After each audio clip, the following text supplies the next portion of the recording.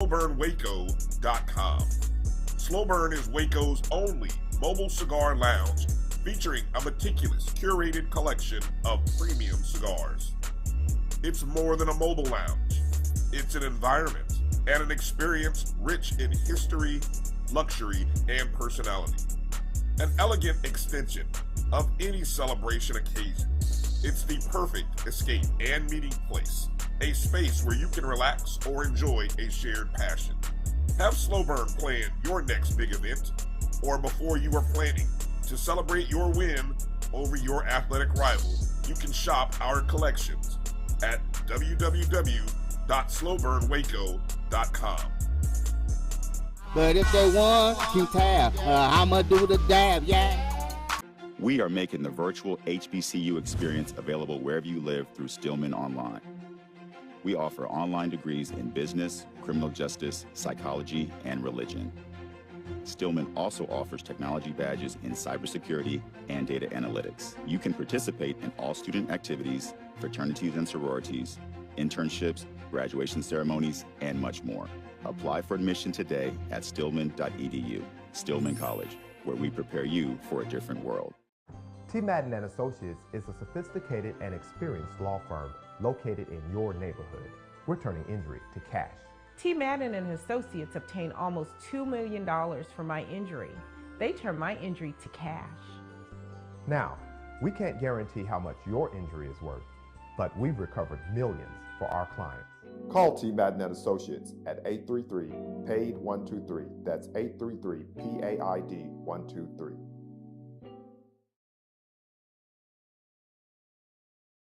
The Cuvée Group is a Florida-based marketing and training consulting firm. We help businesses communicate to their target audience and engage them in conversation. We also help to expand their audiences, which will ultimately result in growth for those organizations. In addition to being a certified constant contact specialist, my colleagues and I are also certified in John Maxwell Leadership Principles. We use these proven principles to conduct workshops, training, and private coaching sessions for individuals and companies looking to take things to the next level. Contact us to schedule a free consultation. Issues today, don't delay, call Cuvée. Charmin Ultra Soft has so much cushiony softness, it's hard for your family to remember they can use less. Sweet pillows of softness. This is soft. Holy Charmin. Oh, excuse me. Roll it back, everybody. Sorry. Charmin Ultra Soft is so cushiony soft, you'll want more, but it's so absorbent, you can use less, so it's always worth it. Now, what did we learn about using less? You gotta roll it back, everybody.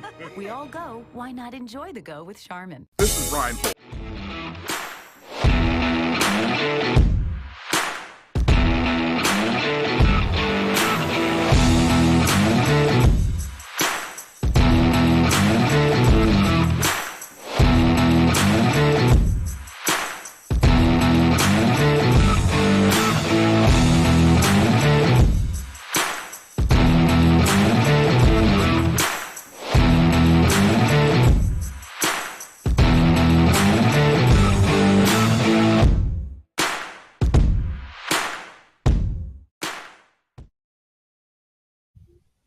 Good day, good people. Once again, we got the grumpy old nerds in your ear. Boy, that was jarring, I have to admit. That caught me off guard. I've been doing this for, what, 3-4 years, and that just fucked me all the way up. But good day, good people. Once again, you got the grumpy old nerds in your ear. As always, I am your Uncle John, your elder who knows way too much about TV, movies, and comic books. But I don't give a damn because, hey, I'm a child at heart. And as always, we are joined by our incredible cast of black bald-head men. First up, we have the five-borough Ronin, Uncle Rod. What's good? What's good, people? What's good? Bald is beautiful. I mean, I don't know why it took me this long to notice it, but now one of us has a lick of hair on top of our head. That I don't know. I just got all my shit cut off today. Okay, all right. That's why. Okay, I feel a little bit better about myself. And coming from the booty chair, we have Uncle Percy. What's good, sir? What's going on? The only person we missing now is DJ. Well, the red Another bone Baldwin. assassin will, yes, the red bone assassin will be with us one day. When maybe, who knows? And as always, behind the ones and twos, we have Uncle Roy. What's going on, Uncle Roy? Hello. With his Jimmy Walker impersonation. So, jam-packed show tonight. But before we Kid go any Dynamite. further, JBN Cap showing off the merchandise, the fresh JBN merchandise. This is the fundraiser stuff. Yeah.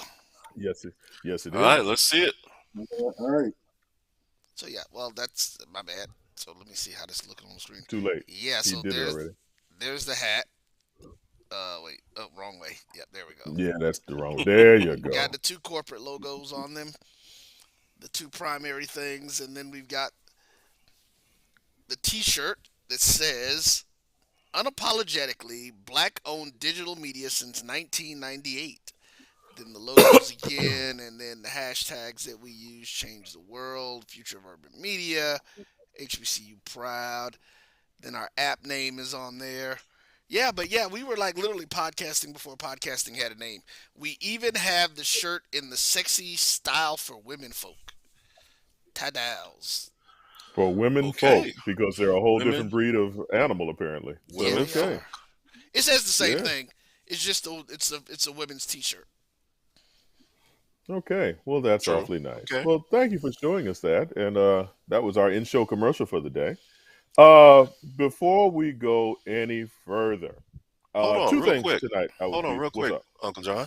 Where can we What's up? find said merchandise if we wanted to buy that shit? Where could we find it? All you need to do is go to myjbn.com/grow. All right. It is That's what I'm part talking of about. Our fundraiser. My to help- JB. Yep. Once again, myjbn.com/growth. GROWTH, if I'm not just mistaken. grow. Help me out if I'm wrong. GROW. Grow. Okay. GROW. Yeah. Apparently my ears are older than I want to admit, so I heard growth. Okay, so myjbn.com/grow, GROW, for that wonderful merchandise to help fundraise and hashtag change the world. So anything else, Uncle Rob? Oh, and now we've got we got the finger pistols as well. Hold on, Uncle John. Yes, Uncle Percy. You forgot our favorite person who is not bald. You didn't introduce her. Auntie Nicole. Yes, we are missing Auntie Nicole as well.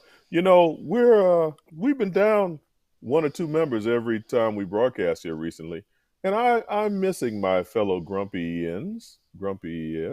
Well, whatever. Missing my fellow elders. Grumpet. Yeah, grumpet. So yeah, we got to get them. We have to work on getting them back. Especially we're at the end of the year. We got to work on next year, making sure that we are accessible to all parties involved. But before we go any further, and if I'm not interrupted anymore, I have two things I would be remiss about today. First and foremost, I'm ignoring you. First and foremost, peace and blessings to the family of Franco Harris. Truly a surprise today to find out that the Steelers' great, the running back, who maybe catapulted the Steelers from mediocrity into the upper stratosphere of the NFL in the 70s, has passed away. We talked about this last week with, check on your people, make sure they're okay. You never know. One day they're here, the next day they're not. Please check on your people, especially us older people. We need to be checked on and we need to do the checking. So please check on your people, your elders, your relatives, aunts, uncles, niece, nephew, parents, children, whatever. Just you never know when the last time you'll speak to them. Wow, this got dark real fast. If you're over the age of 35, something is hurting on you. So get people to check on you. Man, it's so bad now that I actually went and made a doctor's appointment for next month. So I'll be going to the doctor next month. I haven't been to the doctor in years. Oh, So wow. That might be that might be revelatory or it might be boring as hell. You want it to be boring. Right. Clearly I want it to be boring. Yeah. You want to be bored, bro. Yeah, people are falling off like crazy, man.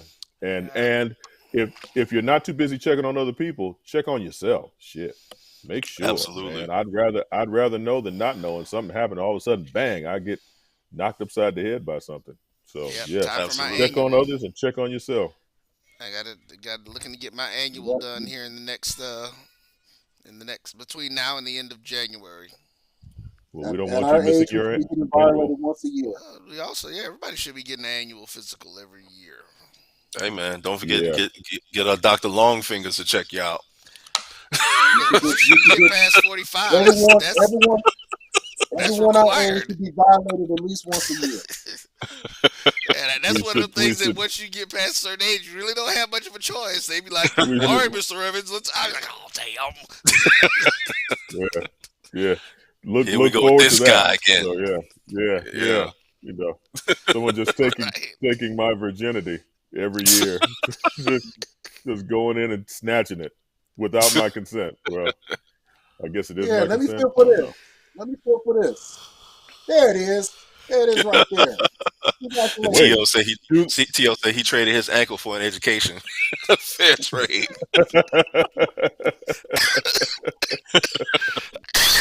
Wow. Wait, so Percy, you talking about they in there searching for stuff?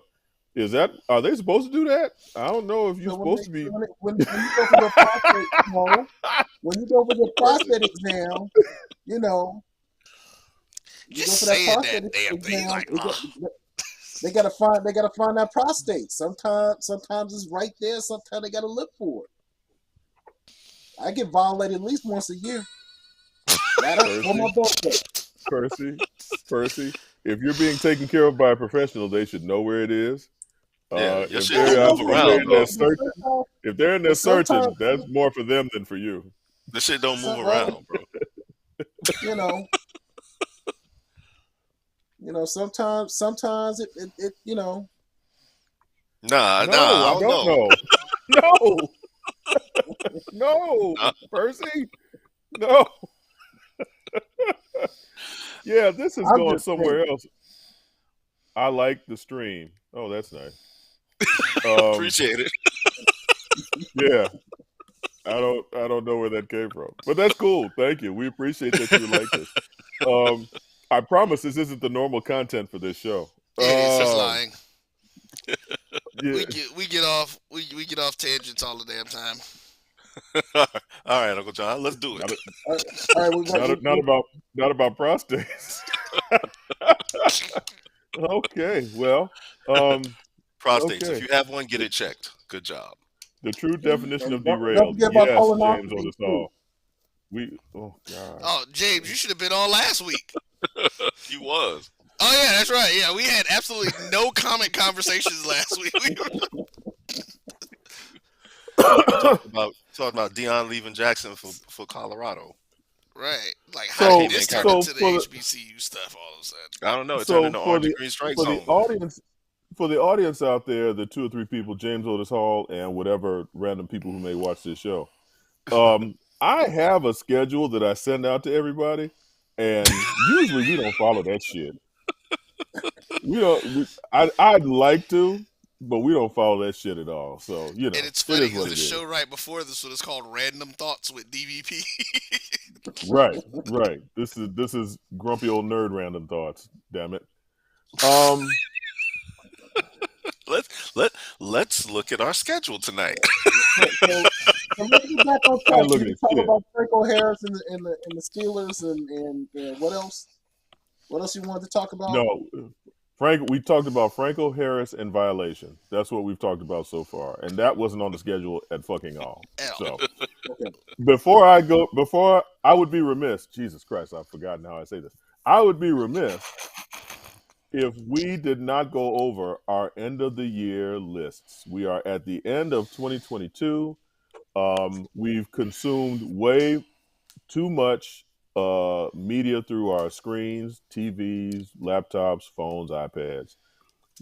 It's time to compile our top lists of 2022.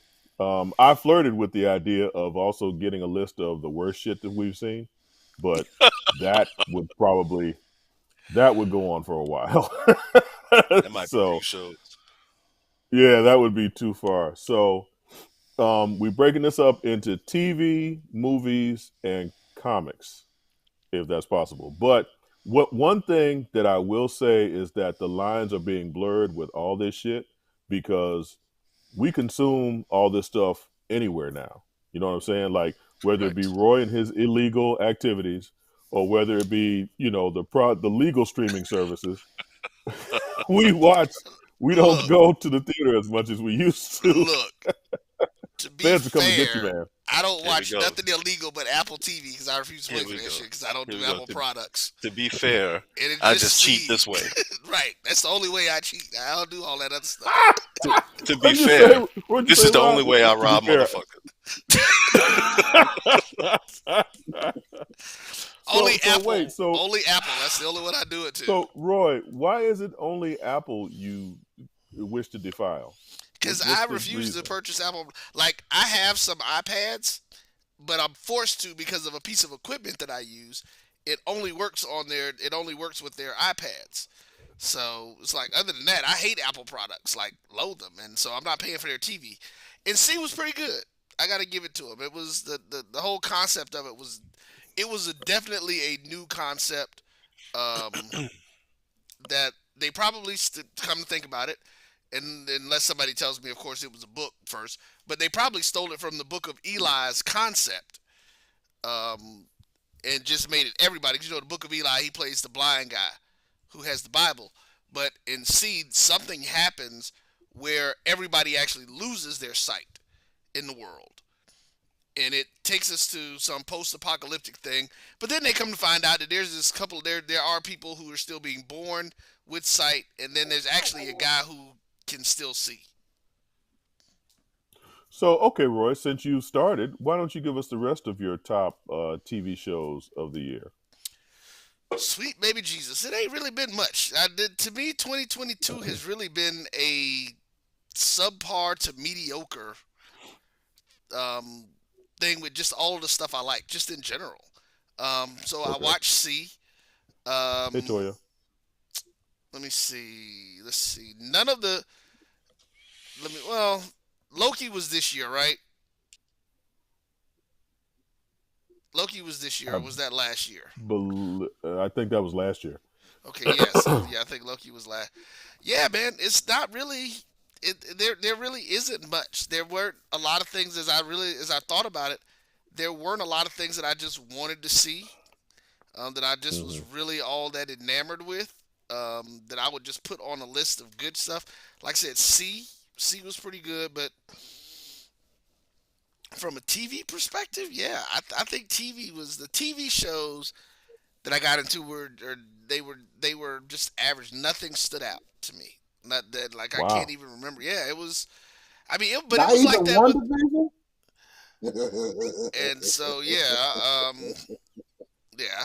But yeah, so we're gonna go ahead and just we'll let that go. And no matter the time, no matter the place. Percy says WandaVision, and all the rest of us just start shaking our heads. Yeah, I'm sorry. Go ahead, Roy. I mean, that was really it. C is really the only thing that I was really interested in, exciting in seeing this year. Nothing else from television perspective. Nothing else that I can think of. I mean, so that in itself is what kind of throws me because, I'm literally sitting here trying to even think of other TV shows that I wanted to see, that I was looking forward to it. And I can't even think of any shows that I was that interested in. Wow, that sucks. Okay, well, I mean that's fair. If it does suck because now with the advent of streaming services, there is more than an abundance. You wouldn't even put Andor. You wouldn't put Andor, The Bad Batch, the Star Wars TV shows you put on there? Okay, no, but The Bad Batch was definitely last year. The Bad Batch didn't come out this year. Okay. So, okay. Season 2 came out, I think, but no. That was I think that was December of last year that The Bad Batch came out. So, yeah, I didn't consider that. I mean, like I said, Andor, to me, the last episode, James, I'm sorry, because I think James was, really into the show or whatever, and he was... James will root for Andor no matter what we say. James is just like, fuck all y'all. Andor is the greatest thing since sliced bread. Yeah, not so much. But the last episode to me was, of all of the prequels, sequels, and everything else, the last episode of Andor to me was the most chronologically correct, the most accurate from a canon perspective, and it was a scene that I wanted to see. I wanted to see someone spark and start the rebellion with people in the Star Wars thing, because remember it just starts off with them running from Vader, so it was like hell. That's Right. why I liked I did like Rogue One so much, because it told that it was the prefaces to A New Hope. It gave us A New Hope. So that's Got so it. that the last scene of Andor to me is the one, but the other all over the whole show, yeah, they could have kept all that shit. I was no. Yeah, I was just like, bruh, Okay. there was too much in Okay. Andor that was unnecessary. And then remember, I had the biggest issue I had is I didn't like the way that they did Cassian's character when they should have done some stuff. I guess Mm-hmm. Expanse came Okay. out. See, the Expanse came out. The Expanse is an older show. I guess they knew their last season did come out this year. So Yeah. the Expanse would be the one other show then. So good lookout, Okay. Jay. Yeah. Yeah. It's funny because one part of the reasons that I wanted to do this is that like I said, there's so much out there to consume right now that it's impossible to follow everything. So Yeah. something that I may watch, you may not watch, and you'll hit me up on something. I've heard about The Expanse for years, and I just have been inundated with other shit that I just don't watch it. And I no, that's a lie. I tried to start watching season one, and I've heard someone say that season one is probably the worst season because it's so slow. It is. But I tried my damnedest. I got to episode 3. I was like, yeah, this shit. I can't stay awake for a full episode. Yeah, But I heard it pays off in the end, so I'll Expanse keep giving it a gets shot. Expanse gets James, exponentially better. And James said the I World did forget Cup. about Strange New World, because I'm a Star Wars guy. I mean Star Trek guy. So yeah, Strange New Worlds was cool too. Yeah. To me Okay. though, even with that one, it was more the fact that they focused so much on Uhura. I like that, but other than that, I think Discovery is better than Strange New Worlds. You just like I mean, what's her she ain't name? all that cute. I mean, she alright. She ain't all that cute. She fine. Now that is a debate for another day. Rod, you got it. You got a top 5 for the year on TV shows, sir? I do. I do actually. And as I look at my list, strangely enough, a couple of these things we haven't even discussed on the show. I think probably because of the genre in which they're related to. But I'm gonna go ahead and kick it off. At number 5, I have Peacemaker.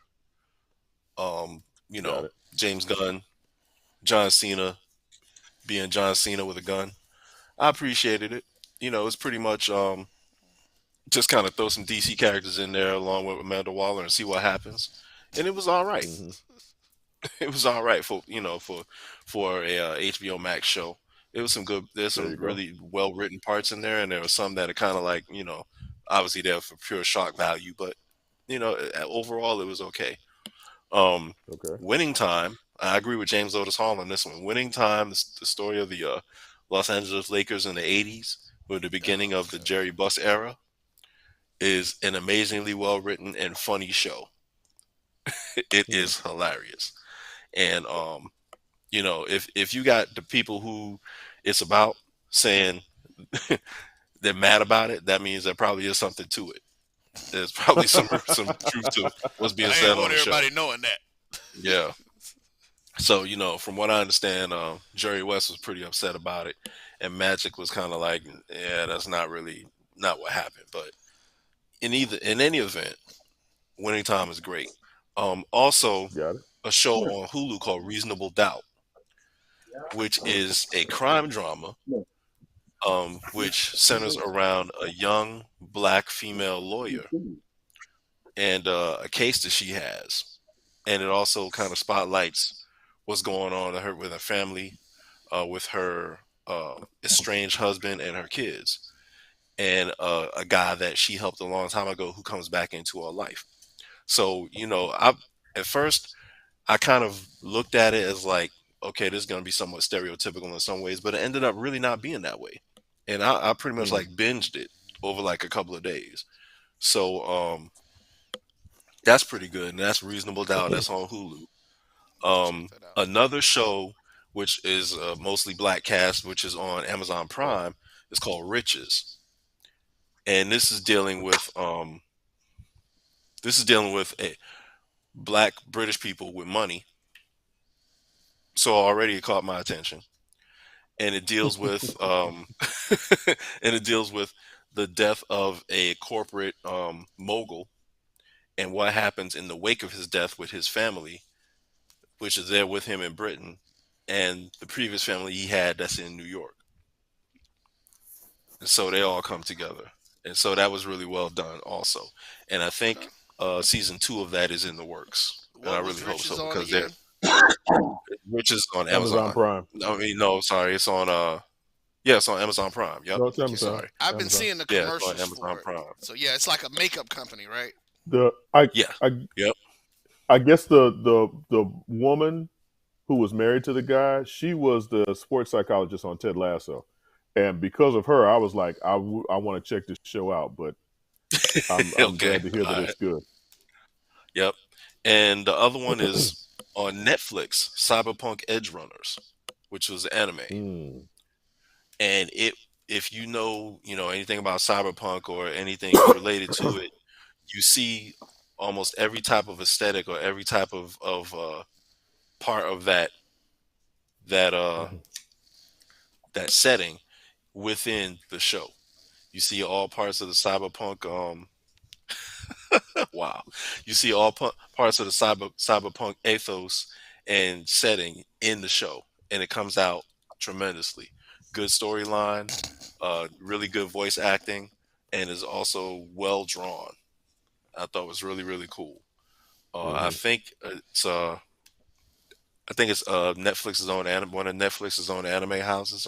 I'm not sure. Isn't that the black man anime who does the anime for that? Oh, no, you're thinking about made up the story. I don't think. Well, I'm not sure if a brother wrote it. Now I have to look and check, but I have to check on that to make sure. Because you also, and I had a conversation about it, and Lil Percy said I it did was. some research. Yeah, it's the Lil brother Percy who wrote said it is. Yeah. The one who did the other one, with the last one that they got all the attention with. I forgot the name of it. It was the first official black anime thing that the guy did. His anime company, the guy Cannon Busters? Yes, Cannon Busters. There you go. He said it's the same guy that did that. All right. Okay, cool. House. Oh, it sure is. Yeah, cool. Yeah, I read that too. Cool, that's what's up. I'm sorry. Go ahead. Then even better, even better. But last thing I want to talk about, was the World Cup, because that's what James mentioned. The World Cup final was it last week? Yeah, it was last week, and it was France going against Argentina. And there were a lot of other little political subplots going on with this final as well, in addition to one of the greats ever, Lionel Messi, playing for Argentina against one of the young up-and-comers, Kylian Mbappe, playing for France. They also happen to be teammates on a professional team, so I thought that was interesting as well. But France got down early to Argentina and then fought their way back. And when they went into overtime, it seemed like, and one of the reasons a lot of people were rooting for France was because they have a whole lot of African guys on their team. Nobody cares about how that happened, but they got a lot of brothers on their team. It's the French national team. That's the question to ask. Is like, okay, so where do these brothers come from? Oh, their parents were from like various countries in Africa, but they're French citizens, so they have French citizenship. Wow, how interesting. Yeah, and a lot of people were like, "Wow, there's a lot of black guys on this French national team." And that was one of the political undertones I mentioned before, in that a lot of people were like, "Oh, these guys aren't really French citizens; they're just kind of like hired guns for the French to win." And my response to that is, So are 90% of the other dudes playing in the World Cup for these national teams. Right. Because you have guys who are, American citizens playing for other countries because one of their parents is from there. So, I don't want to hear that shit. But but it was really interesting because toward the end of the match, when they got into extra time before they got into the shootout, it looks like the coach for the French national team was just like, fuck it, all the brothers on the field at the same time, go. Because there was one non-black dude on the pitch for the team toward the end of that match, and he was like, all right, all Africans on the field now. And it was all weird. Africans to the dance floor. Yeah, right. it really looked like an African national team, and I just looked at it and it tickled me because I never thought I'd see anything like that. Unfortunately, France lost and they lost in a shootout. Okay. But it was a very, very entertaining match.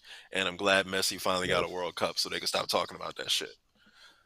All right, so anyway, move on. Right. Well, that was quite interesting. Okay, so Uncle Percy, you got 5 for us? Yeah. So mine, of course, everything tonight is going to be between Amazon, Disney, and I don't know what the fuck. What's the other one? Oh, Netflix. I've been watching. So my first one is from Amazon, and it's Animation, and that's Vamachina. Did I say it right, Ron? Vox Machina. There you go. Yeah. I had no idea what he was trying to say. I didn't know what the fuck he was saying. Yeah, my translator was fucked up for a minute. It got recalibrated. I didn't know. I had no clue. Up, but I knew I liked the show. Oh my god, that's terrible. But please continue, Percy. I'm sorry. Vox Machina is awesome. It is. Yeah, it was a very good show because at first I thought it was going to be something like Dungeons and Dragons, but it actually turned out to be a very nice series. It had a good. Turned out to be the boys in animation. Next is from Amazon is was it third season of The Boys? I think that was real good because you know how I am about Hero-gasm. So I think that was the best. That was the best one of the series was the Hero-gasm show. 3, I would have to go with Moon Knight. That was another show I didn't think it was going to be anything, but it actually turned out to be a pretty good show. I can't wait to see the next season. What's that? That's number 3. Number 4. Oh man, I got to think about this one because I just had it in my mind. It wasn't that goddamn Peacemaker bullshit. It was something else. Hold up, I gotta look it up. Why are you mad at Peacemaker, man? Oh, shut up! Don't be quiet. Obi-Wan. I'm sorry, Obi-Wan. Obi-Wan's my next one. Okay. Obi-Wan's my next one, and then of course my last one. And I know you guys probably didn't watch this stuff was Reacher, off of Amazon. You know what? I did watch Reacher. Yeah, I liked it. It was okay. Reacher was cool. And it's funny, you mentioned Obi-Wan. Reacher was cool. Yeah, you mentioned Obi-Wan. Like I said, I think for me, the biggest challenge with this year is outside of Strange New Worlds. And shit, that's funny. Now I don't remember the one that I did say. Nothing had me wanting to see, just waiting to see the next episode. I didn't like, as much as I did enjoy the third sister in the Obi-Wan series, I didn't like how they handled him. I just think I agree with that. Yeah, I just think they could have done so much more with Obi-Wan during that time, as opposed to having him become the hermit and stepping away. Yeah, the little punk bitch. Yeah, there you go. Yeah. They made Obi a bitch. Yeah, we talked about that one. Yeah, we talked about that when it was first airing, and that was one of our major grievances for the first 3 episodes. I remember that. Yeah, and it's like it took little Leia to get him back. But nah, man. I mean, no.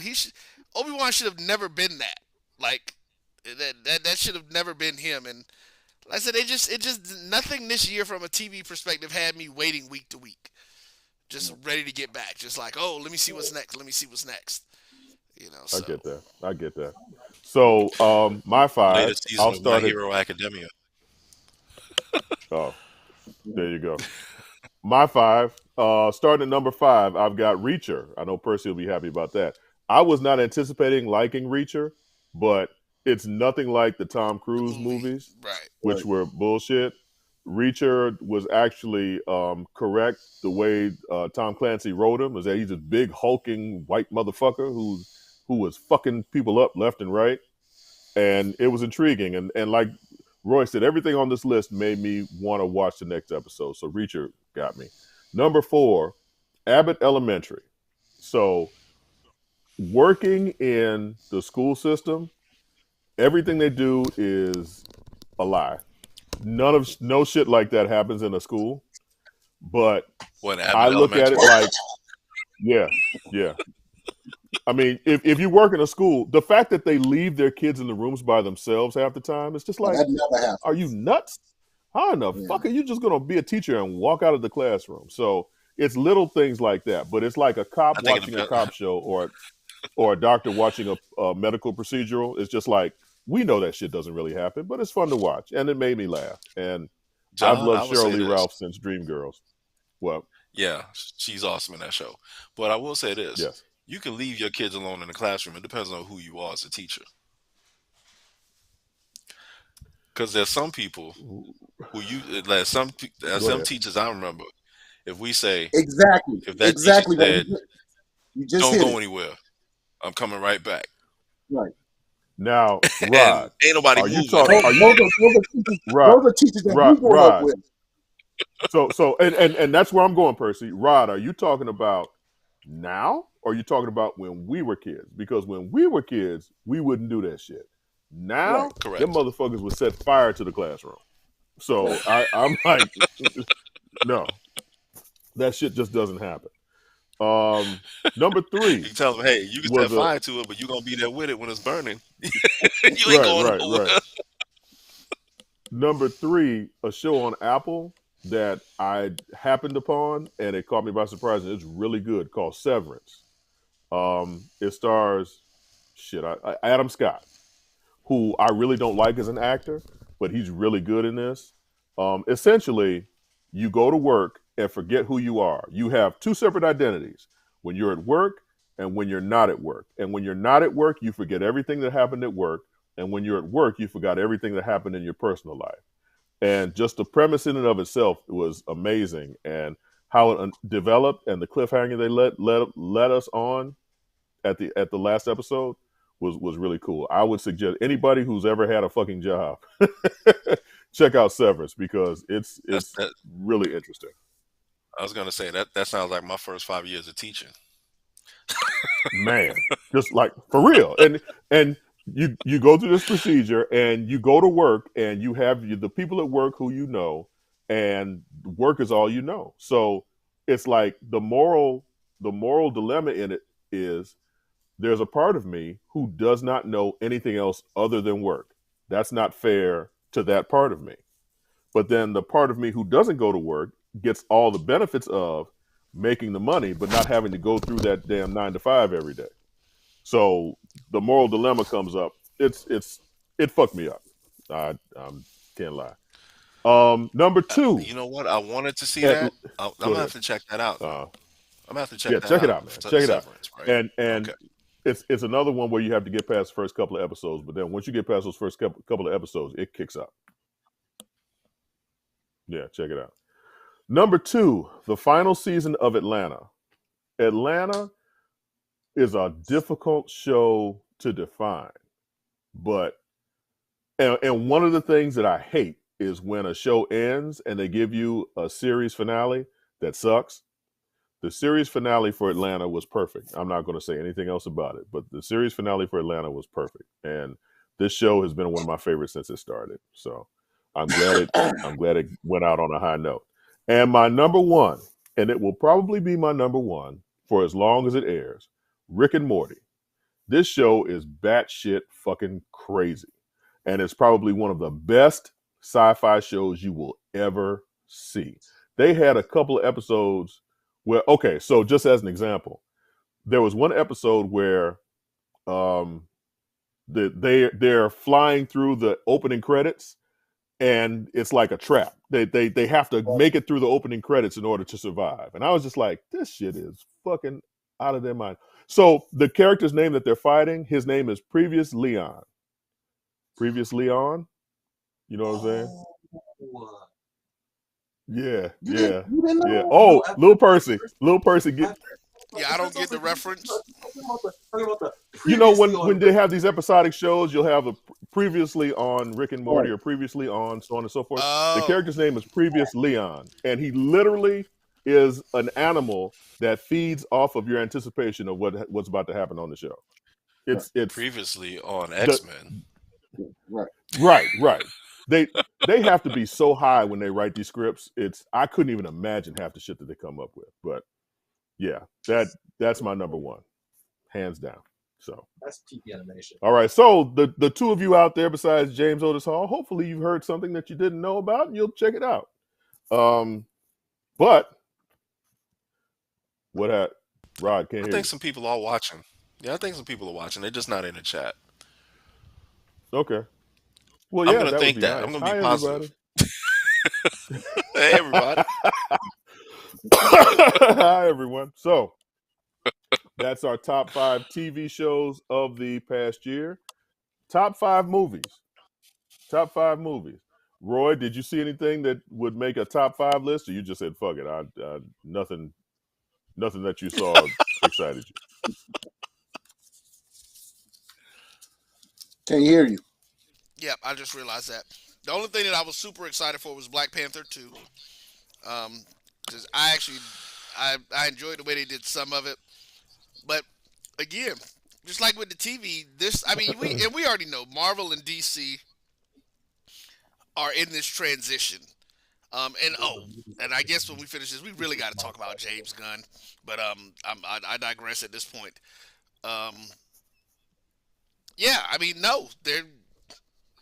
Nothing that I was just outside of Black Panther 2. There was just nothing that I was super excited for. Like, I wasn't really all that excited about the Multiverse of Madness. Look, dude, like I said, it's just like the movie, just like TV. I really don't even remember most of what came out this year. And nothing. Just 2022 was just a blah year for me, entertainment wise. Wow, and that's coming off of a pandemic. Shit. Yeah, and I do not even have a top 5 in movies either. Damn. Okay, well, Rod, you're up to bat. You got 5 that you tolerated?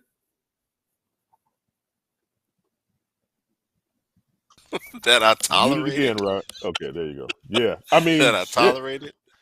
Roy makes it sound like wasn't shit out this year. Yeah. I'm gonna say, okay, we'll start off with 5. Doctor Strange, Multiverse of Madness. I think the hype leading up to it the film didn't quite match up to it. However, I think it has some important things in it that kind of advance the character of Strange, and I think it went further to advance the character of Wanda. I think in a direction that I didn't particularly care for, but it did advance. Time out, Rod.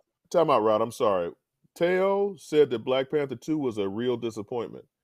Teo, I think we need to check your credentials, brother. I don't know if you belong in this particular forum. Go ahead, Rod. I'm sorry. I've heard a bunch, but you know what? I've heard a bunch. Yeah, I heard a lot of people say that. Yeah, I heard a lot of people say it was disappointing. I think it's because you be quiet over there. You get your turn. You'll get your turn in a minute. You be quiet. You be quiet. You be quiet over there. You get your turn in a minute. Oh Lord! Apparently, we've sparked some civil unrest in the hands. Yeah. Wait, they were looking for a different kind of movie.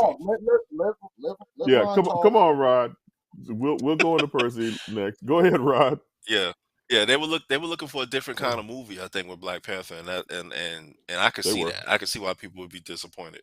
But yeah, number 5, Multiverse of Madness. Number 4 was a HBO Max release called Kimmy, which was kind of like a murder mystery dealing with a recluse played by Zoe Kravitz. And that was kind of interesting. It was kind of a little bit cliche toward the end, but I was sufficiently entertained for most of that. Number Okay. 3, The Batman. Um, Robert Pattinson is a cool Bruce Wayne. I think he's good as Bruce Wayne. I think he's not the best Bruce Wayne, but he's good at Bruce Wayne. Um, I like what they did with the Riddler, though. I thought making the Riddler like a really deadly menace, like one that's like actually can be violent. I thought that was cool. And one of the best things about it was the scene where the car showed up and the soundtrack. Got it. Those are awesome. Oh, and Jeffrey Wright as Commissioner Gordon. He did an excellent job as Commissioner Gordon. Well, at that point, police prime example of color swapping, but Gordon. I get what you're saying. Right. Yeah, and I was getting ready to say, that's one I didn't really hear a whole lot of people having a problem with in terms of race swapping James Gordon. People talk about swapping all other films, but that's not one that I heard people have a whole lot of problem with. Maybe it's because he did a damn good job as Gordon. No, that's because they forgot that his daughter becomes Batwoman or Batgirl, and then they find out, wait a minute, that means Batgirl's gonna have to be a black kid. Yeah, that's what that means. Lord have mercy. You had that in the chamber ready to go, didn't you, Roy?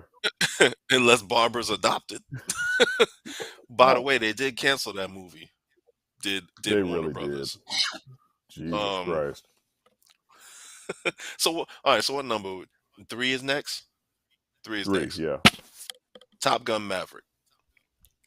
It hit all the notes. It hit all the notes for the previous Top Gun. All the stuff that I loved watching it for the first time and made me want to be a Navy aviator and realize I couldn't because I don't like math that much. But it's okay because, Tom Cruise is still doing Tom Cruise things. The one main thing that kept me from like really, really liking this movie was them expecting me to not really try to figure out or care about this country that they're flying into to blow up some shit, and them not ever naming that country, but going into combat with their jets. Right. Which, so they're newfangled jets. Rod, I gotta ask, do we get the famous Tom Cruise running scene in this film? Yeah. He's old, John. I had to think about it, but yeah, you absolutely do. You do. It's short though, but nice. you do get Tom Cruise running.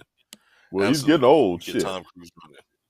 Yeah, but that means to be as old as he is right now, he's in shape. Like I said, once you get over 35, something's hurting on you, whether you want it to be or not. All the fucking time. Yes, indeed. Yeah, so that dude, I know stuff was hurting on him. Right. He's doing his own stunts too. Number 2, Bullet Train. With Brad Pitt. Okay. And an all-star cast. When I first saw the trailer for this film, I was like, this is some bullshit. But it ended up being a really, really cool mix of it was a mix of like an assassin movie, an action movie, and almost kind of had like a Kill Bill quality to it, or a Pulp Fiction type quality to it. And I really dug it. I thought the villain was interesting. The other characters were interesting. And the way that they revealed things about them throughout the film was pretty cool.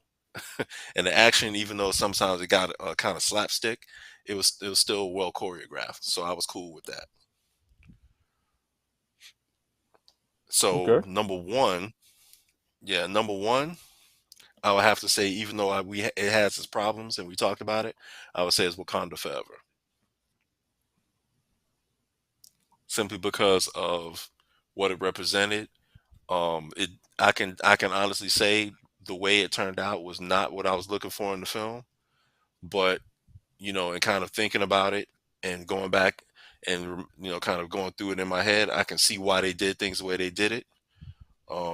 And essentially, it was a 2.5+ hour wake for Chadwick Boseman. So, all right, I got it. I All don't right. want them, but what I don't want for that franchise is to kind of dwell in that. I think the next time they do a Black Panther movie, or they have the Black Panther in something, they need to kind of move on from that, because I wouldn't Yeah. want them to kind of sit in that same spot all those years, all that time, and still be there.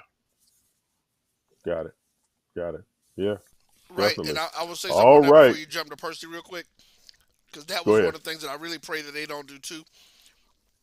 But when you think about it, the only other people outside of the Wakandans that he had any connection with was Bucky and Steve. So it's not like he's really going to be, other than Bucky, there's nobody else to even really kind of mention it. Because he didn't have any relationships with anybody else in the Marvel Universe. So yeah, hopefully I True. agree with you on that. True. Yeah, those movies were All entertaining, right. but Well, yeah, nothing jumped out at me.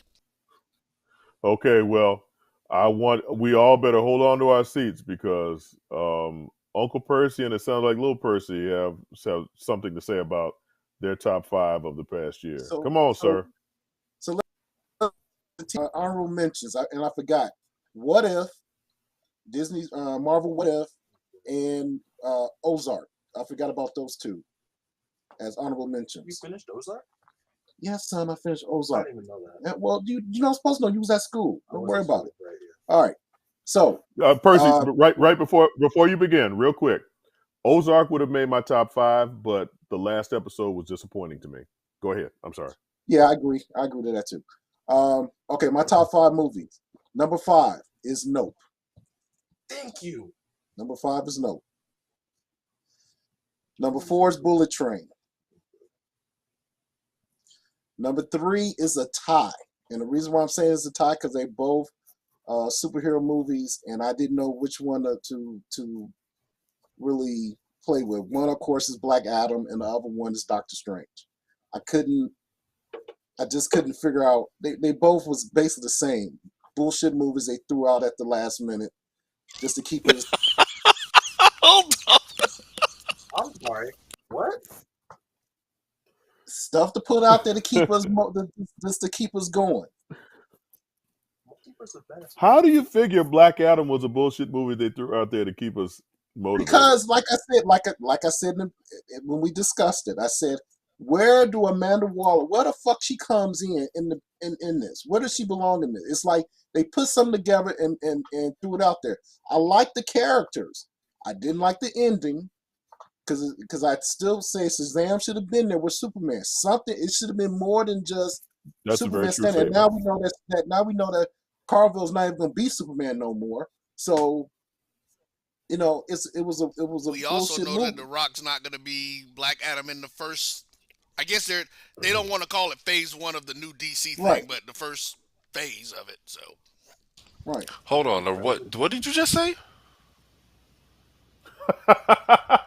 So The Rock and James Gunn have confirmed that The Rock will not be, the Black Adam will not be a part of this first this first new phase of DC stuff. At first, I thought you said The Rock is not going to be Black Adam anymore. That's what I thought you said at first. No, I said he won't be Black Adam in the first phase of the new DC universe. Okay, that's why I stared at you like that. But hearing the correction, it's not that much better. It's bullshit. Well, like I said, John, after we finish the movie thing, we got to talk about this whole James Gunn situation. So. Yeah, we're gonna get to that. We're gonna get to that. Come on, Percy. So number two and number 1 is kind of awesome.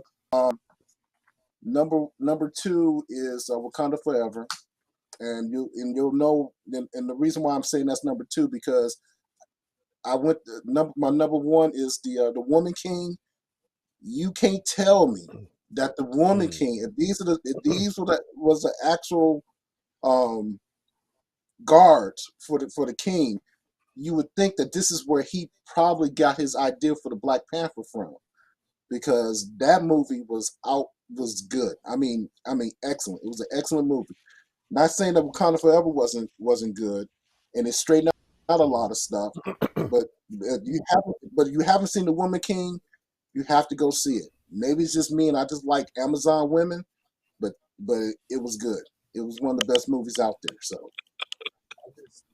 I forgot about that I one think personally. Yeah, that was good. I think the Dora Milaje came up in the Christopher Priest run of Black Panther, and I think that's where he got the idea from. Yeah. It is. That's exactly where it came from. Yeah.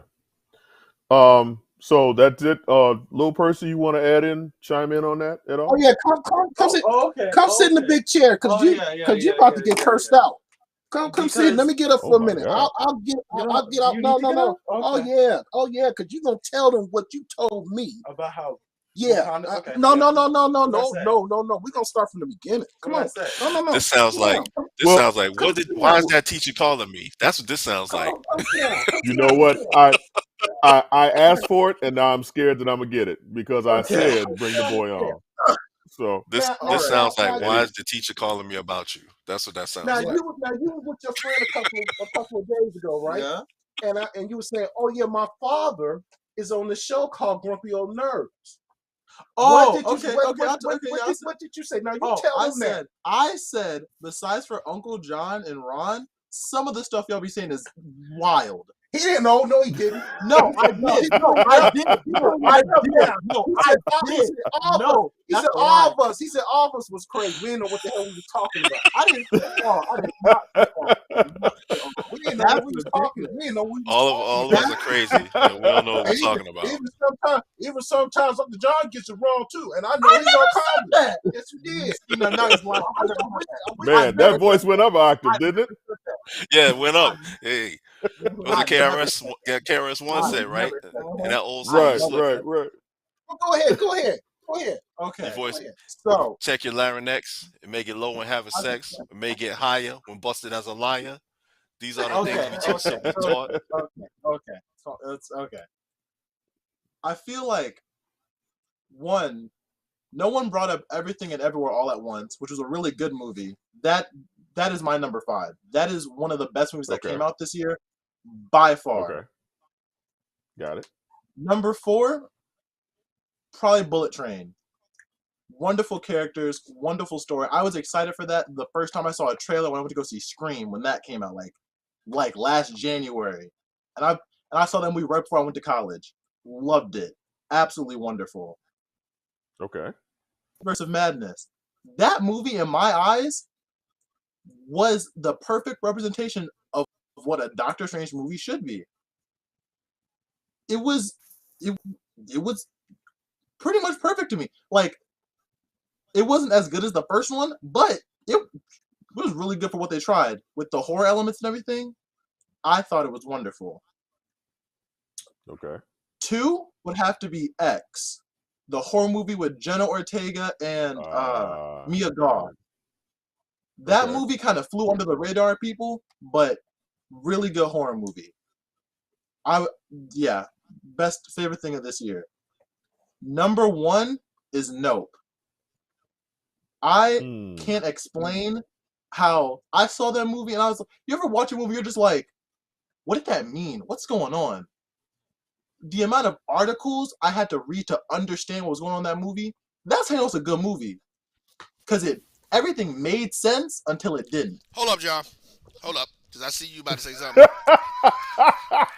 And Lil Percy, I need to understand something. And maybe because you're a college student.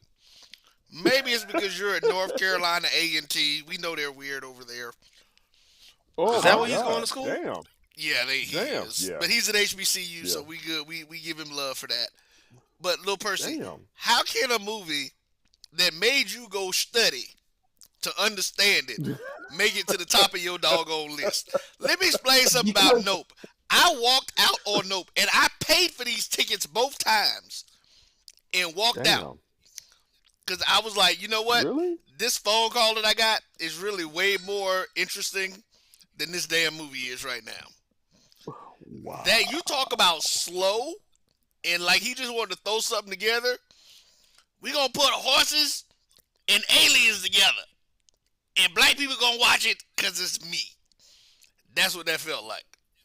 I still have not seen that movie all the way through yet. Now I want to see everything all at once because that's on streaming now.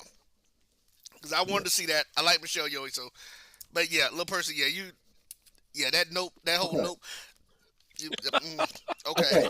That's because watching the movie, it all kind of made sense. Everything kind of just got like put together. And then after the movie, because I was there with my friend and her cousin, my friend was like, "What did any of this mean?" And I was kind of like, "What? I don't even know." So then we looked at it. No, but like, I don't know how to explain it because it was a really good movie. I don't know. Like, I don't know how to explain why Nope was so good to me. The undertones, the messages, everything about that movie was really good. I thought in the acting. You know whose son this is, so I don't know. I don't know why be y'all. quiet. Be quiet. Wow. No, like wow. It was just a really good movie. This honestly, it's better than Us, and it's better than Get Out. I'll stand on that. Tell them about Wakanda Forever. Oh, about Wakanda Forever? Yeah. Wakanda Forever wasn't even like, in my personal opinion, this might have been the third worst project of the phase. Damn. Of phase 4? Because if I could describe the plot simply, it was you expose vibranium, fix it. Oh, you killed one of my people by accident? It's smoke now. And then he bombs and drowns the entire city. None of it made sense. Namor is the worst Marvel villain I've seen. He's the worst movie villain I've ever seen. Because his whole motive was stupid. That's because he's not a villain. He's not a villain. He's an anti-hero. I know that. But the whole premise of him being mad was stupid. None of it made sense to me. I'm sitting up there watching the movie and I'm like, this is a wonderful movie. Don't get me wrong. Like, I enjoyed it, but Namor was just stupid. The whole time he was stupid. So okay, so Percy, let's go back. And with that good night. No, because I want to address some of the stuff that he said because I kind of agree with some of his assessment of Nope. Because my first time watching it, I was a grumpy old nerd and I was like, this movie is bullshit. But then I actually had a chance to watch it again it's streaming on the Peacock network service, whatever. And this is after I had a chance to read. Should tell you something about that anyway. No, Roy, I agree. That's why it's not in my top 5. But it's cerebral to a point where it became boring. You know what I'm saying? I'm all for a film that makes you think. That's fine. I'm all for a film that makes you go back and research some stuff. That's fine. I enjoy the fact that he put out there that the first image in a motion picture was a black man. I guarantee you 75% of the population did not know that. I think that's cool. Keke Palmer is energetic and draws you to the screen. I don't think that people understood that Daniel Kaluuya's character was autistic.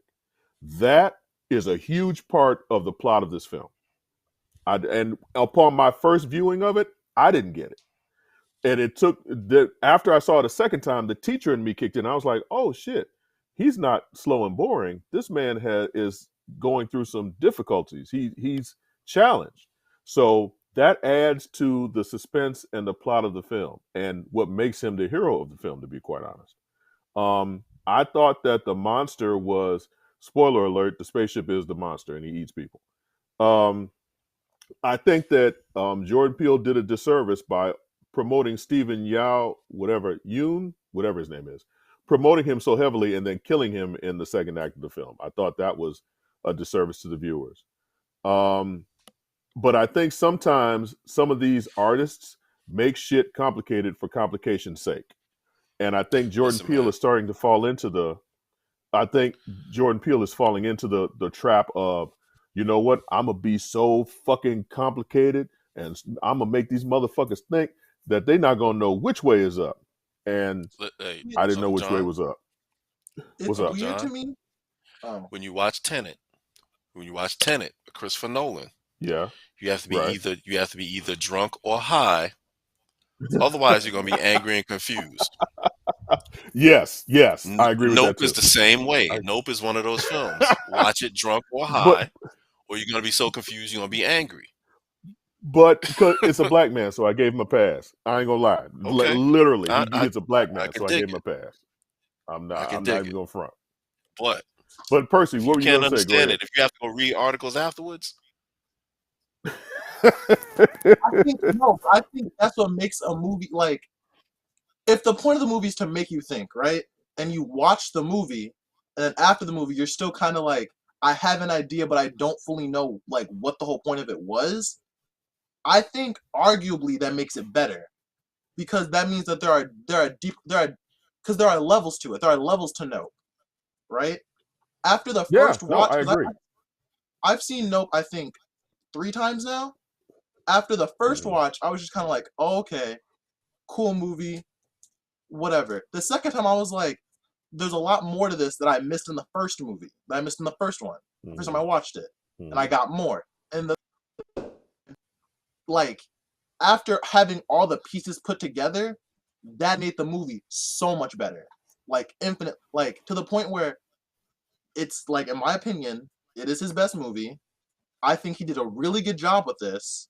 I think that Keke Palmer should win some type of award for her acting in this movie because it was really good. Honestly. But I might just be biased to Keke Palmer. But whatever. Like, are you the baby daddy? Kiki, do you love me? Go ahead, little Percy.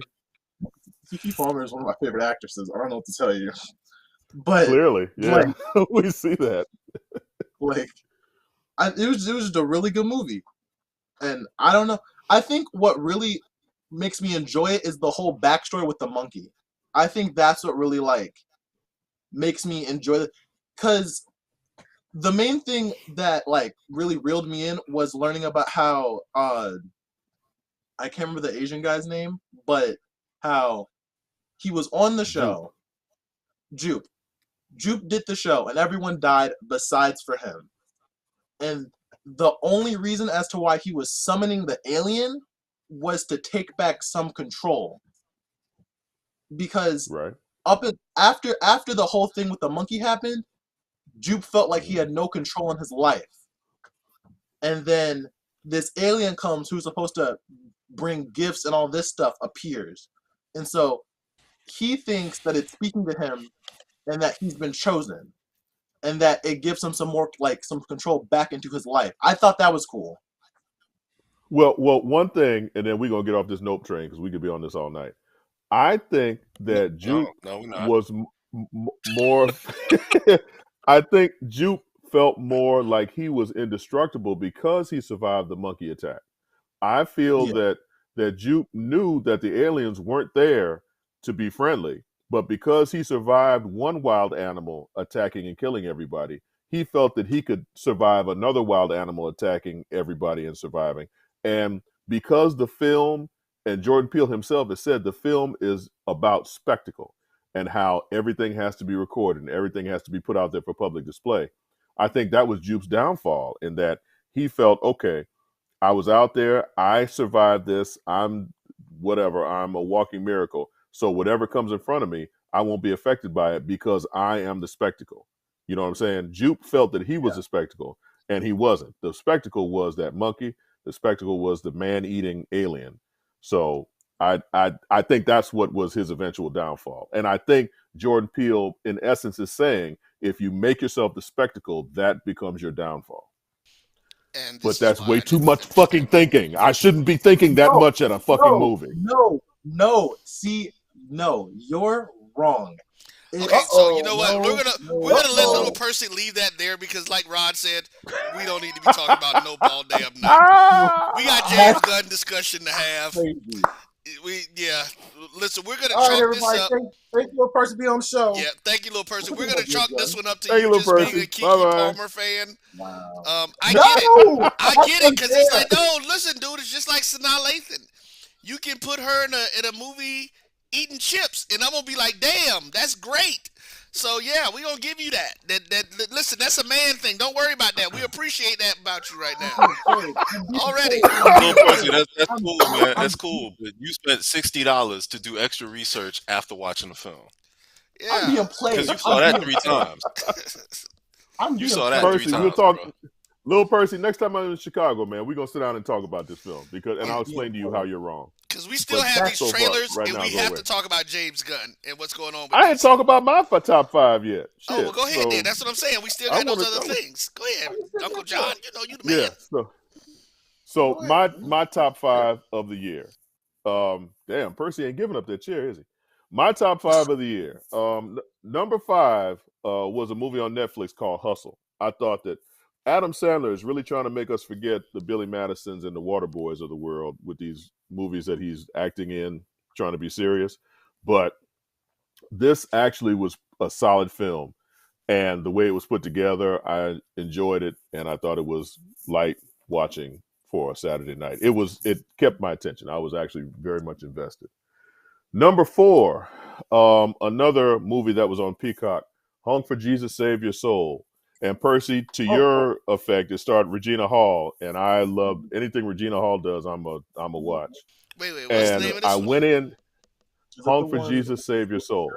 So it's Oh. about a Her and preacher Sterling Brown. who has Sterling K. Brown, and he has this affair with a young boy. Spoiler alert! He has an affair with a young boy in the church, and the movie is literally about him searching for redemption. And I thought this was supposed to be a comedy, and it's really not. It's more on the drama side. And I, being someone who's as firmly entrenched in the church as I am, I found a lot of truth in this and the absurdity of most of it. And at the end, it was just, I really enjoyed it. There was a lot. That's a movie where I found a lot of truth. Number 3, Bullet Train. I'm really surprised that we all have Bullet Train in this list. Well, I guess I shouldn't be because it was a really good film. They had me at the trailers when they had Paperboy in there fighting Brad Pitt in the seats, going back and forth. Paperboy with the English accent. They had me at the English accent. I thought he did a really good job. And the movie was entertaining. It's the old school action film where the hero survives and most of the other cast don't. And it was cool. Number 2, and this is going to be a controversial pick, and I'm ready to defend it against all y'all. I don't give a fuck. My number 2 is Weird, the Al Yankovic story. I realize most of us probably did not watch this. It was on the Roku channel. Yes, it was. And when I tell you, anyone who's familiar with Weird Al Yankovic, this movie was written by him, and it's as ridiculous as most of his music. It was off the wall bananas, and I loved it. I laughed from start to finish. Weird Al, according to this semi-autobiography, Weird Al was a drug dealer. He was working with the Mexican cartel. He had a torrid affair with Madonna. I mean, it just, talk about off the rails. It was everywhere, and I loved it. And Daniel Radcliffe does a great job of playing Weird Al Yankovic. It was funny as fuck. And my number 1, of course, Wakanda Forever. I don't think the majority of people were ready for the emotional gut punch of the first 5-10 minutes of this film. And when you talk about you don't want them to make more Black Panther movies surrounding and talking about Chadwick Boseman, I think this film had to be made like this so they could move forward. This film had to be his eulogy, pretty much. This film had to lean heavily into what he brought to the character and how they were going to transition. Namor was the perfect foil. You're talking about 2 warring nations who, if they combined their might, could take over the world, and neither one of them see it. That is so fucking relevant in terms of our world right now. If people of color recognized that they could upend the colonizers, if they just worked together, it would be unstoppable. But you've got too many motherfuckers on too many personal agendas to fully fathom the fact that we could actually run shit and run the colonizers out of here. So And I think people are missing that very important part of that film. Is it a great superhero movie? It is not. I fully accept that it is not a great superhero movie, but as serving as a eulogy for Chadwick Boseman, I think when we go to movies, we're looking for an emotional connection and something that moves us one way or the other. And I think this movie not only gave us that emotional connection, but also moved us as well. And this film, I will forever feel that this film is almost fucking perfect. From the first 5 or 10 minutes where they got you to the after credit scene where they get you again, it was like, what the fuck, man? This is everything in between is just icing on the cake.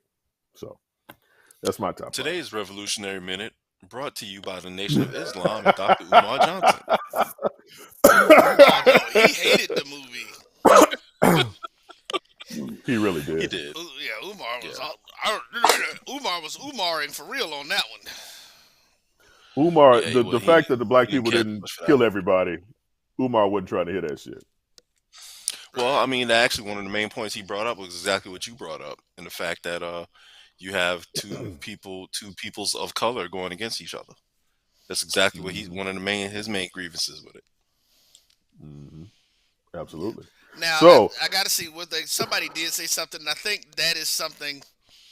I know it's supposed to be about growth, but they were just like, that is the one thing to me that the fact that Namor kills Ramonda. Yeah. And then it's like they like, yeah, sure he's not trying to burn the world. Initially, she was trying to burn the world down, but she kind of had that same growth mentality of revenge that Chadwick had to come out of. But that is kind of like I think it was just way too quick. But like I think they should have had somebody else kill her and not Namor. Like Namor should not have been the one to kill her. To me. Well, I don't think she should have died. Period. Well, yeah, that either. Well, okay. Ramonda dying, I think that was an out for Angela Bassett to not have to play that role anymore. I think Angela Bassett may have been like, she could have just said no. But right, and they would have written her out. There had to be a unifying action to make Shuri, after everything that Shuri said and did, there had to be something that tipped Shuri into the abyss of wanting to become the Black Panther and then wanting to kill Namor before recognizing that she couldn't kill Namor. So Ramonda had to die. I think that Namor had to be the one to kill her because that truly made him an anti-hero. If he doesn't kill somebody or do something majorly fucked up, he's not really an anti-hero. He's just misguided. But now we know he's an anti-hero. He will kill for his nation. He's Killmonger, essentially. I hear you. That's not wrong. All right, so James Gunn. All right. Okay, yeah. Come on, let's talk about James Gunn. Real quick, yeah, because it's interesting. So I'm seeing the stuff today, and James Gunn is saying, or that they're talking about the fact that the next, they're basically they're like, okay, forget everything. We're rebooting all of this shit. We're gonna reboot everything, and they said the next phase is gonna be based on Young Justice and the Justice League. That's interesting because for me, I've been saying for years that they need to follow the animated storylines. Like they should have been doing that for years. And Young Justice and Justice League, I think it's Justice League Unlimited actually. No, Justice League, just the Justice League, the first one, because the Jon Stewart they had hair that first season, but it's gonna be interesting. I'm interested to see what he's doing, but yeah, he's basically saying no, we're gonna start a whole new slate. We're not gonna do anything, and I'm glad, and I'm really hoping that they're not making. I really hope they do not make Sparkly Batman the centerpiece, because I wasn't that impressed with Sparkly Batman. Well, Sparkly Batman was the only film that was financially successful and critically acclaimed. That was the that was the only one. Now, what the fucked up thing is, we still have Aquaman 2, Flashpoint. Blue Beetle, Yeah. Flash. We've still got like three or four films that they have to burn off. I mean, you got to release them. Fuck. Well, they are. I I think that what James James Gunn has masterfully done. Let's being completely honest. James Gunn has masterfully got people really looking at DC right now. It's a clusterfuck and it's a dumpster fire. But James Gunn has people fully invested in DC right now. Because before we were all just like, yeah, DC's fucked up. DC ain't going nowhere. But now there are so many theories. Everybody who has a voice on these internet streets has a theory on how DC can be course corrected. And James Gunn now can, do whatever. And I think DC has reached its lowest point. So anything that he does is it's gonna be an a upgrade. a step up. Yeah, I mean it's a step up. I mean, if think about it, if Shazam Fury of the Gods, if Shazam Fury of the Gods turns out to actually be good, fuck it, build from that. If Aquaman 2 actually turns out to be good, fuck it, build from that. No, they if can't. Blue They're already taking Jason Momoa out of Aquaman's position. But you can't tell me if Aquaman 2 does financially as good as, say, a Black Panther film. You can't tell me they'll fuck it around and trash it. They will build from it. In anywhere in the next year, in the next 12 months, they have 3 films coming out? 4. If any of those films is successful and does a good job, build from it. If they all fuck around and are bad, didn't mean to do that in the first place. We were already getting rid of everything. I don't have hell. How the fuck can you build a franchise around a guy who was assaulting people in Hawaii? And well, we knew. Listen, we know the only reason they're putting that movie out is to try to recoup some money, and then the fact I think there may be some insurance left that they have to do to why it's not one of those films that you can just cut it off and say, okay, we're just not going to produce it, and then you get your money back, or we're not going to put it out, and you get a certain amount of money back from your insurance. Whereas if you put it out and then it just doesn't do well, worst case scenario, you can write it off as a corporate loss. So, but here's the thing, and I'm asking each one of you, Rod, Roy, and Percy, you're the CEO, you're James Gunn. You're Percy, James Gunn Harris, Rod, James Gunn Godfrey, and Roy, James Gunn Evans. If with the Flash if the Flash movie with multiple Flashes and Flashpoint and the DC multiverse and Michael Keaton's Batman and a Latino Supergirl and all these different things, if the movie turns out to actually be good and people go to it and it's super successful, do you use it to build on? Well, remember I said that they need to use Flashpoint to reset. That's always been my whole statement. They need to use Flashpoint to reset the universe. You've got the Ezra Miller controversy. You've got all these DC properties being shut down. You've got HBO Max about to go up in flames. All this shit is disintegrating. But Flash is a good film, and people like it, and people go to see it. Do you build from it? Yes, because you reset everything. That's my point. I didn't say you keep Ezra Miller's ass.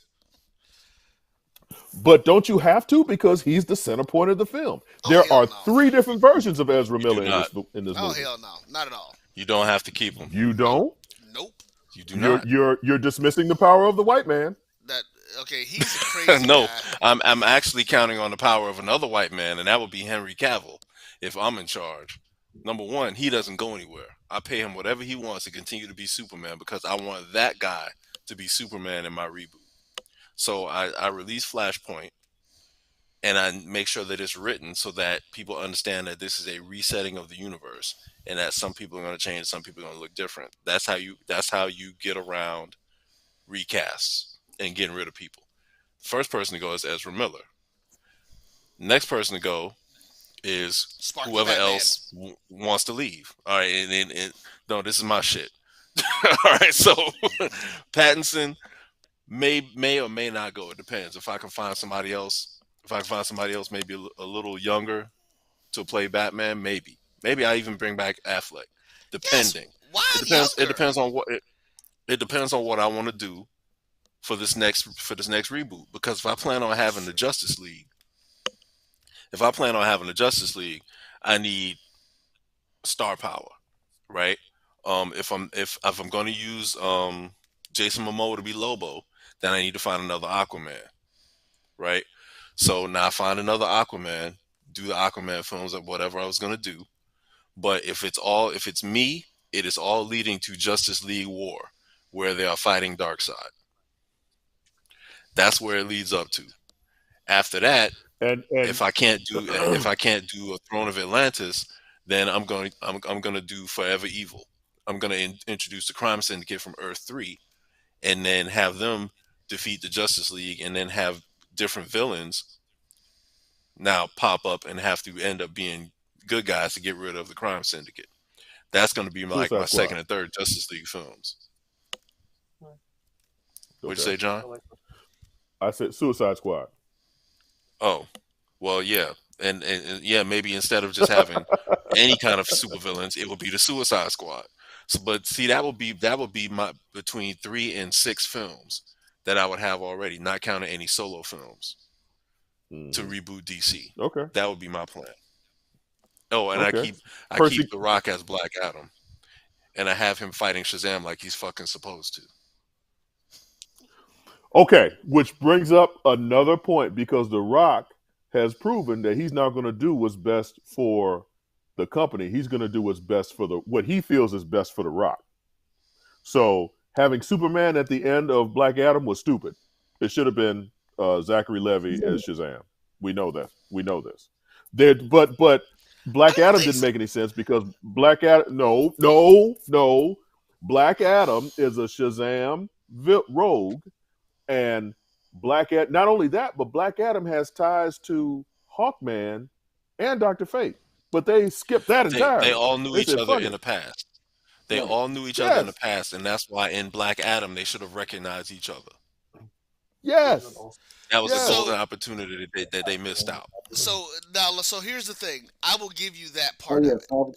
I actually, because of what we know, and I think the success of Punisher and the popularity of Killmonger has given this whole anti-hero thing a different view.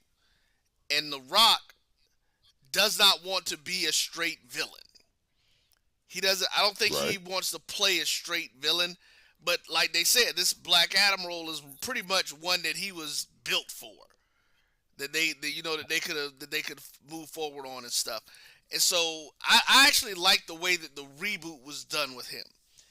And the fact that I get the fact that he is a Shazam villain, but that whole the Shazam stuff to me is just, it's too corny. It's like they to me they make that whole Shazam thing too cartoonish. Like, I like the animated version of Shazam better than the live action, because it's comical. It's because he's still a young boy. That they're playing up the idea that he's a young boy personality wise in the body of a god, and so at some point he needs to grow up a little bit though to be able to handle somebody like Black Adam, as he does in the comics. That's my point. In versions of DC stuff. So yes, he does need to grow up. Yeah, they need to write him differently, because like I said, he feels like a 12-year-old. Like, here, okay, to your point.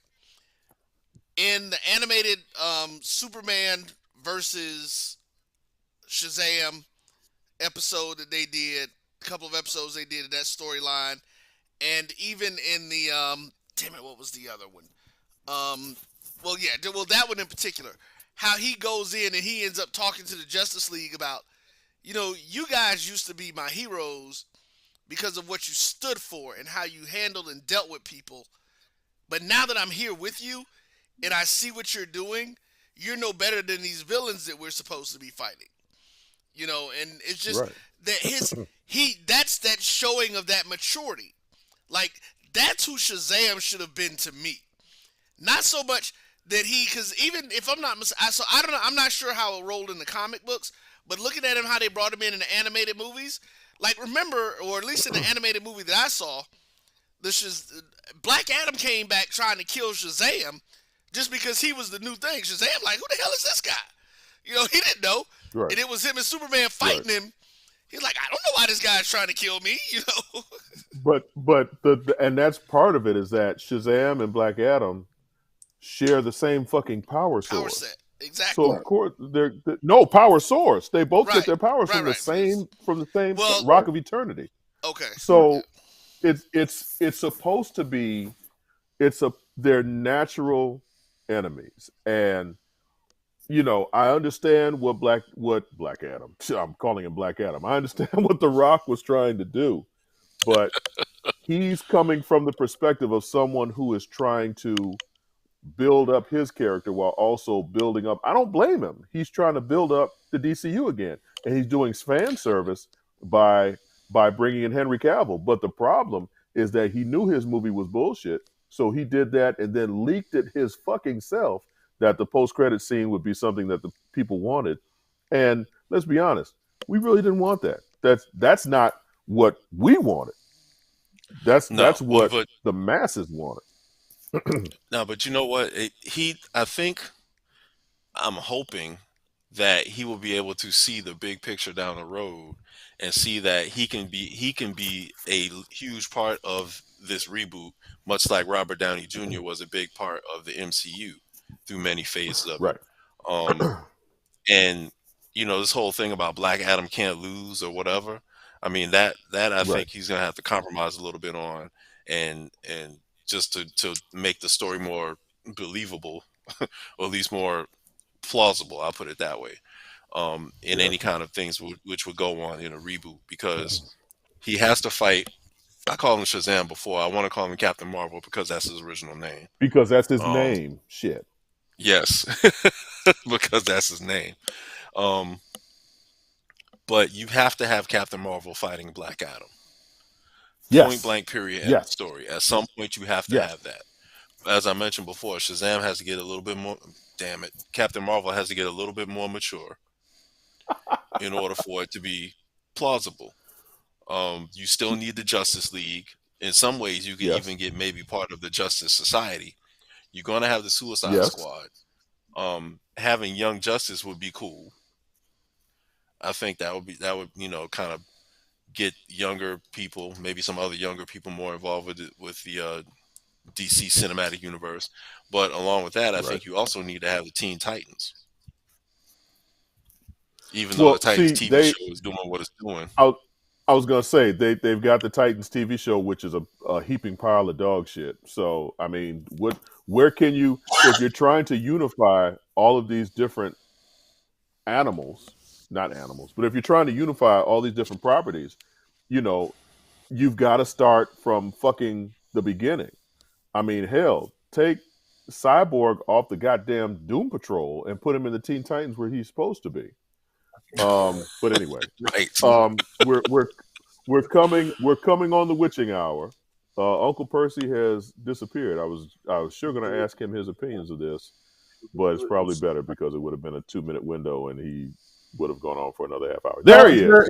So it's very simple. No, it's very simple.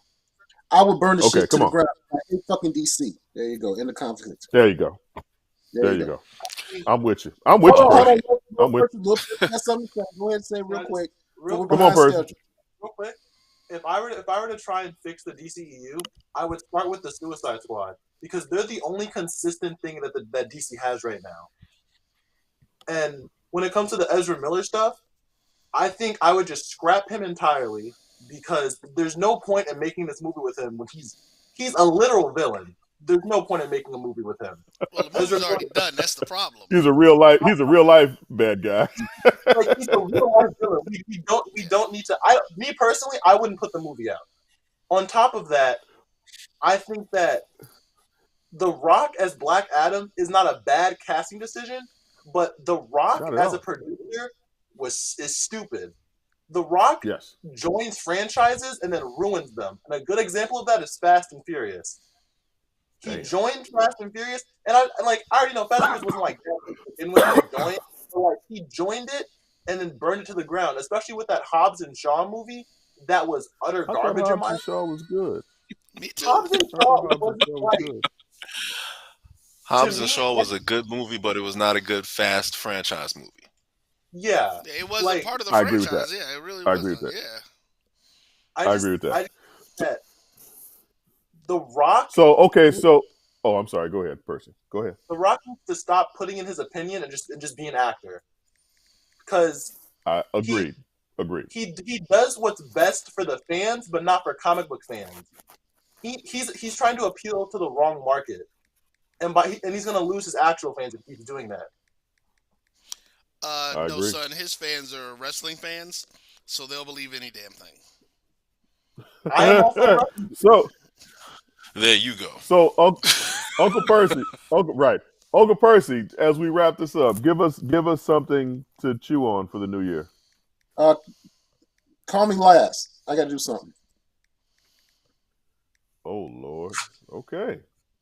Well, Rod, give us something to chew on for the new year, sir.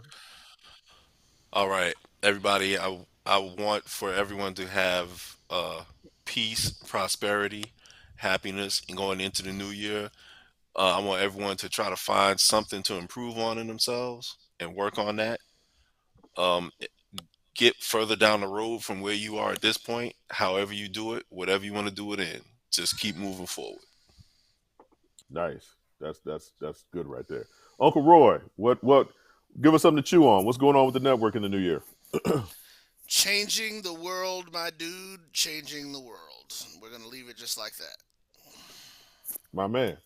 For me, I wish peace, prosperity, posteria. I wish peace and prosperity to all the people who I have the Posteriors to pleasure of everybody. working with. Right. All the people who I have the pleasure of working with on this show, and all the people who have graced our presence on the interwebs. Thank you for checking us out. We out here doing what we do. We enjoy it. We love it, and hopefully you get something out of it other than a headache. And enjoy this show. And we've got a lot more coming next year. A lot more coming up with Jericho Broadcast Network and Grumpy Old Nerds General Jesus Christ Almighty. And Black Santa, what do you got for us on the way out the door, man? Ho, ho, ho. Merry Christmas to all. And to all a good night, niggas. There it is.